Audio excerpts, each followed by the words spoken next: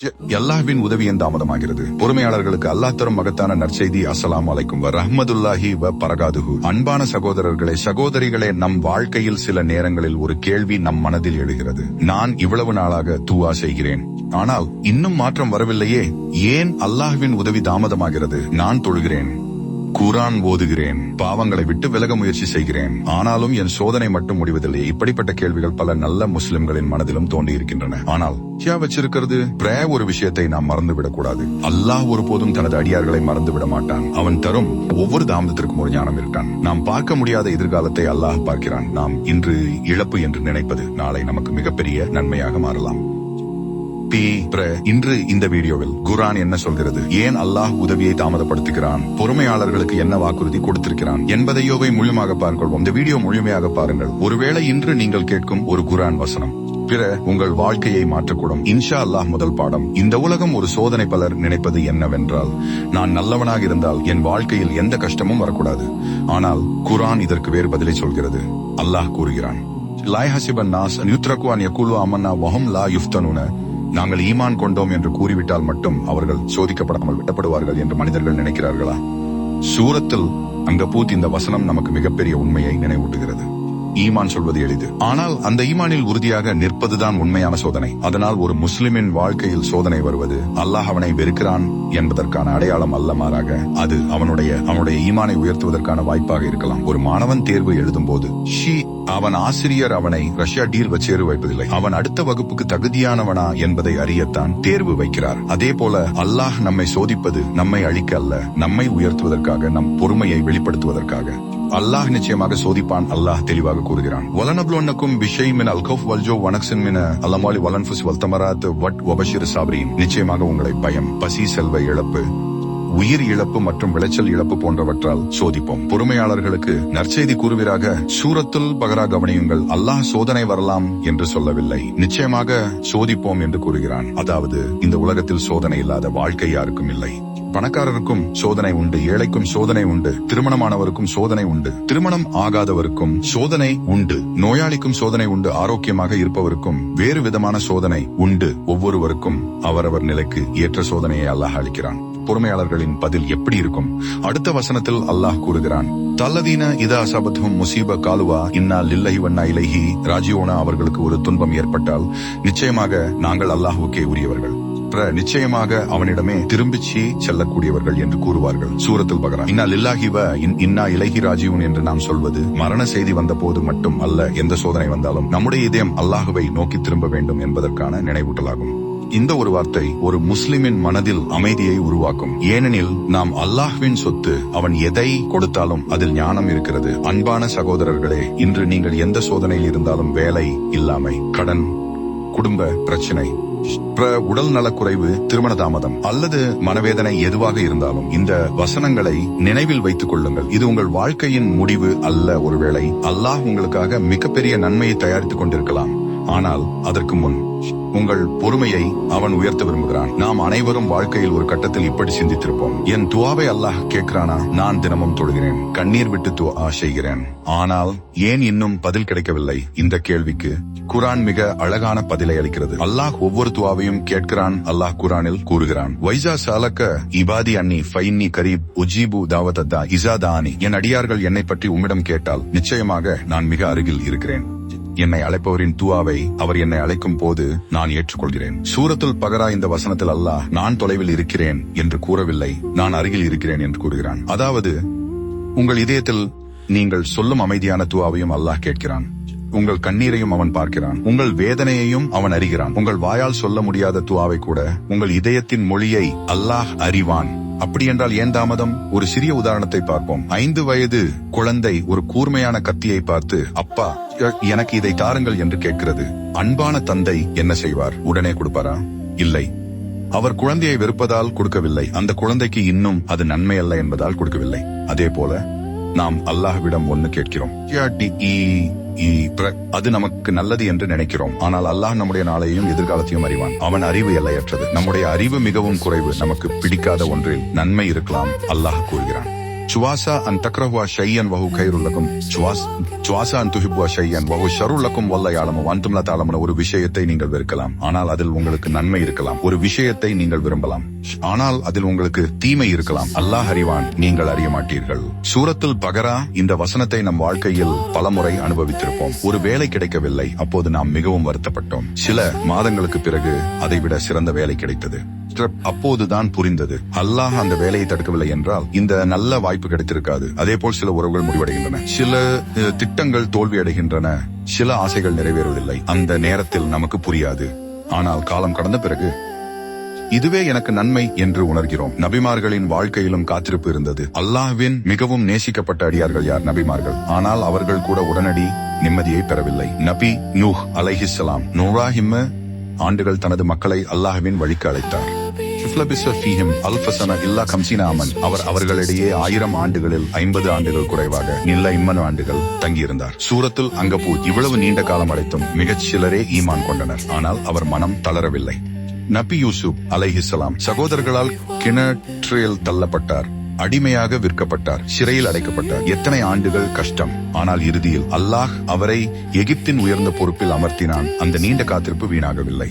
நபி அய்யூப் அலைஹிஸ்ஸலாம் செல்வம் போனது, குழந்தைகள் இறந்தார்கள், உடல் நலம் பாதிக்கப்பட்டது, பல ஆண்டுகள் நோயால் சோதிக்கப்பட்டார். ஆனால் அவர் ஒரு நாளும் அல்லாஹ்வின் மீது நம்பிக்கையை இழக்கவில்லை. அவர் கூறிய துவாவை அல்லாஹ் குர்ஆனில் பதிவு செய்கிறான். லியன்னி மஸ்ஸனி துரு வந்த அர்ஹமு ராஹிமீன. என்னை துன்பம் தொட்டுள்ளது, மிகுன உள்ளவன் நீயே. சூரத்துல் அன்பியா. எவ்வளவு அழகான துவா! அவர் ஏன் என்னை இப்படி சோதிக்கிறாய் என்று கேட்கவில்லை, மாறாக அல்லாஹ்வின் கருணையை நினைத்து துவா செய்தார். இருக்கிறதுனால அன்பானவர்களை இன்று நீங்கள் காத்திருக்கிறீர்களா? ஒரு நல்ல வேலைக்காக, திருமணத்திற்காக, குழந்தை பாக்கியத்திற்காக, நோய் குணமாக கடந்தீர, அல்லது மன அமைதிக்காக நினைவில் வைத்துக் கொள்ளுங்கள், நீங்கள் காத்திருக்கும் நேரம் வீணான நேரம் அல்ல. அந்த நேரத்தில் அல்லாஹ் உங்கள் ஈமானை வளர்த்துக் கொண்டிருக்கலாம், உங்கள் பாவங்களை மன்னித்துக் கொண்டிருக்கலாம், உங்களுக்கு இன்னும் பெரிய நன்மையை தயாரித்துக் கொண்டிருக்கலாம்.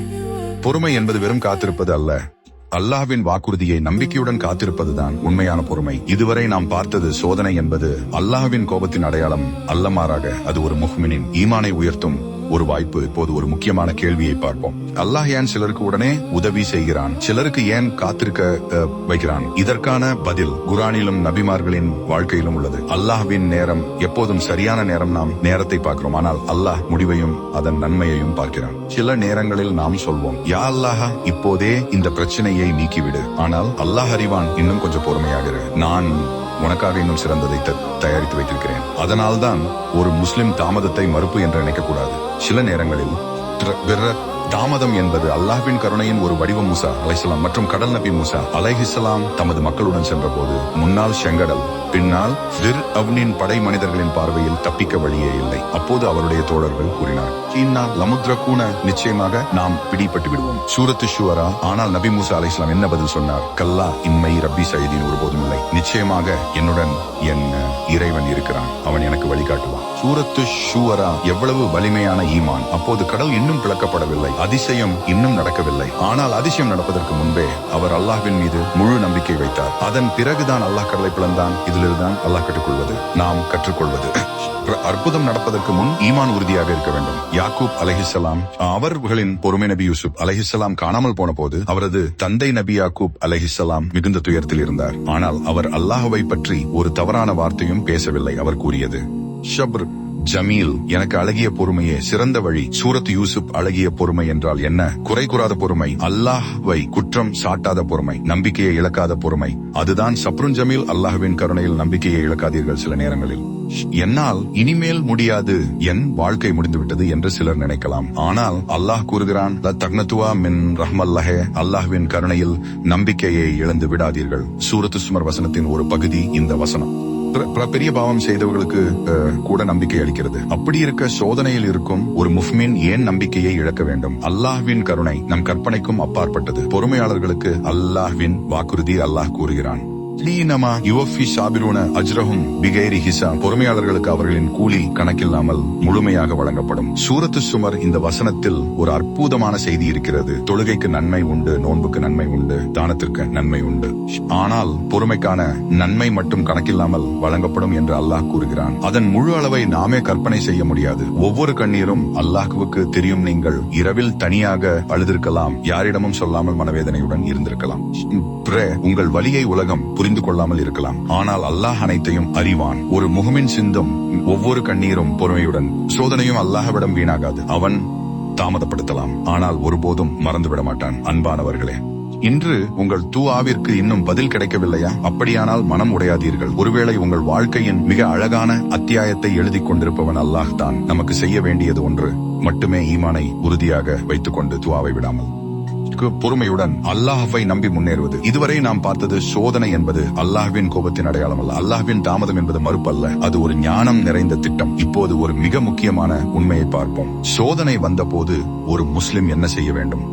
குர்ஆன் அதற்கான வழியை மிக தெளிவாக காட்டுகிறது. பொறுமையும் தொழுகையும் முஹ்மினின் 2 பெரிய ஆயுதங்கள் அல்லாஹ் கூறுகிறான். யா அய்யுஹல்லதீன ஆமனு வஸ்தைனு பிஸ்ஸப்ரி வஸ்ஸலஷ்த இன்லாஹ மா ஸாபிரீன. ஈமான் கொண்டவர்களே, பொறுமையையும் தொழுகையும் கொண்டு உதவி தேடுங்கள். நிச்சயமாக அல்லாஹ் பொறுமையாளர்களுடன் இருக்கிறான். சூரத்துல் பகரா இந்த வசனத்தில் அல்லாஹ் 2 விஷயங்களை நமக்கு கற்றுத்தருகிறான். முதலாவது பொறுமை, 2வது தொழுகை. பல நேரங்களில் பிரச்சனை வந்தால் நாம் முதலில் மனிதர்களிடம் ஓடுகிறோம். எல்லோரிடமும் நம்முடைய கஷ்டத்தை சொல்கிறோம். ஆனால் அல்லாஹ் நமக்கு சொல்கிறான், முதலில் என்னிடம் வா, தொழுகையில் நின்று பேசுங்கள், சுஜூதில் உங்கள் இதயத்தை திறந்து பேசுங்கள். அல்லாஹ்விடம் மறைக்க வேண்டிய எதுவும் இல்லை. சுஜூதில் சிந்தும் கண்ணீர் வீணாகாது. சில நேரங்கள் நம்முடைய வலியை வார்த்தையால் சொல்ல முடியாது, இதயம் மட்டும் அழுகிறது. அந்த நேரத்தில் கூட அல்லாஹ் நம் உள்ளத்தின் மொழியை அறிவான். நபி ஸல்லல்லாஹு அலைஹி வஸல்லம் அவர்கள் சோதனைகள் வந்தபோது தொழுகையின் மூலம் ஆறுதல் தேடுவார்கள். தொழுகை என்பது ஒரு கடமை மட்டுமல்ல, அது ஒரு முஹ்மினின் இதயத்திற்கு மருந்து. அதனால் மனம் கனமாக இருக்கும் நாளில் தொழுகையை விட்டுவிடாதீர்கள். அந்த நாளில்தான் தொழுகை உங்களுக்கு மிகவும் தேவை. துஆவை ஒருபோதும் நிறுத்தாதீர்கள். சிலர் சொல்வார்கள், நான் பல மாதங்களாக துஆ செய்கிறேன், இன்னும் பதில் கிடைக்கவில்லை, இனிமேல் துஆ செய்வதில் என்ன பயன்? இது ஷைத்தானின் மிகப்பெரிய ஏமாற்றங்களில் ஒன்று. அல்லாஹ் கூறுகிறான், தாடூனி அஸ்தஜிப் லக்கும். என்னை அழையுங்கள், நான் உங்களுக்கு பதிலளிப்பேன். சூரத்து காஃபிர் வசனத்தின் ஒரு பகுதி அல்லாஹ் ஒரு முறை மட்டும் அழையுங்கள் என்று சொல்லவில்லை. அவன் தொடர்ந்து தன்னை அழைக்கும்படி விரும்புகிறான். ஏனெனில் துஆ என்பது நமக்கு தேவையானதை கேட்பது மட்டுமல்ல, அது அல்லாஹ்வுடனான நம்முடைய உறவை வலுப்படுத்தும் ஒரு இபாதத். துஆ ஏற்றுக்கொள்ளப்படும் 3 வழிகள் நபி ஸல்லல்லாஹு அவர்கள் கூறினார்கள். ஒரு முஸ்லிம் செய்யும் துஆ பாவத்திற்கோ அல்லது உறவை துண்டிப்பதற்கோ இல்லாவிட்டால் அல்லாஹ் அதை 3 வழிகளில் ஒன்றாக வழங்குகிறான். அவர் கேட்டதை இந்த உலகிலேயே வழங்குகிறான். அல்லது அதைவிட சிறந்த ஒன்றை மறுமைக்காக சேமித்து வைத்து வைக்கிறான், அல்லது அதற்கு ஈடாக ஒரு தீங்கை அவடமிருந்து அகற்றுகிறான். முஸ்னத் அஹ்மத் பொருளடக்கத்தின் சுருக்கம். அறிஞர்கள் ஹசன் என மதிப்பிட்ட அறிவிப்புகளில் ஒன்று. அதனால் ஒரு உண்மையான துஆவும் வீணாகாது. நாம் பதிலை உடனே பார்க்காமல் இருக்கலாம், ஆனால் அல்லாஹ்வின் பதில் ஏற்கனவே நமக்காக செயல்பட்டுக் கொண்டிருக்கலாம். அல்லாஹ்வின் மீது நல்லெண்ணம் வைத்திருங்கள். ஒரு முஸ்லிமின் மிகப்பெரிய செல்வம் என்ன? அல்லாஹ்வை பற்றி நல்ல எண்ணம் வைத்திருப்பது. எந்த சூழ்நிலையிலும் இப்படி நினையுங்கள், என் ரப் எனக்கு தீமை செய்ய மாட்டான். இப்போது எனக்கு புரியாவிட்டாலும் அவன் முடிவு எனக்கு நன்மையாகவே இருக்கும். இந்த நம்பிக்கையே சோதனையின் நடுவிலும் ஒரு முஹ்மினை உறுதியாக நிற்க வைக்கிறது. ஒவ்வொரு கஷ்டத்திற்கு பின்னாலும் இலகு இருக்கிறது. அல்லாஹ் கூறுகிறான், நிச்சயமாக கஷ்டத்துடன் இலகும் இருக்கிறது. நிச்சயமாக கஷ்டத்துடன் இலகும் இருக்கிறது. சூரத்து ஷர்ஹ் கவனியுங்கள். அல்லாஹ் இந்த வாக்குறுதியை ஒரு முறை மட்டும் சொல்லவில்லை, 2 முறை கூறுகிறான். ஏனெனில் கஷ்டத்தில் இருக்கும் மனிதனுக்கு நம்பிக்கை மிகவும் தேவை. இந்த வசனத்தை ஒவ்வொரு நாளும் நினைவில் கொள்ளுங்கள். இன்றைய கண்ணீர் நாளைய புன்னகையாக மாறலாம். இன்றைய சோதனை நாளைய வெற்றியின் காரணமாக மாறலாம். அல்லாஹ் வாக்குறுதி அளித்திருக்கிறான். அவன் தனது வாக்குறுதியை ஒருபோதும் மீறமாட்டான். அன்பான சகோதரர்களே, உங்கள் வாழ்க்கையில் இன்று இருள் மட்டுமே தெரிகிறதா? அப்படியானால் இந்த வசனங்களை உங்கள் இதயத்தில் பதியுங்கள். இரவு எவ்வளவு நீண்டதாக இருந்தாலும் விடியல் நிச்சயம் வரும். அதேபோல் ஒரு முஹ்மினின் சோதனை எவ்வளவு நீண்டதாக இருந்தாலும் அல்லாஹ்வின் உதவி சரியான நேரத்தில் நிச்சயமாக வரும்.